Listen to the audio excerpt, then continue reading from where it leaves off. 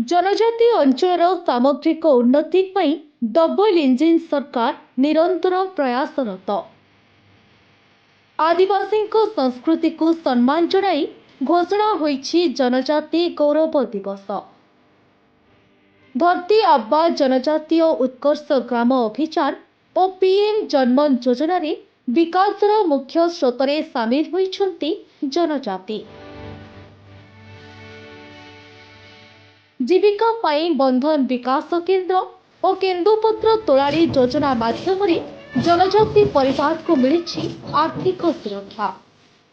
Eklavya model residential school माध्यम बढ़ी शिक्षार मान और माधो सिंह हाथ खर्च योजना छात्र छात्री को मिली आर्थिक सहायता।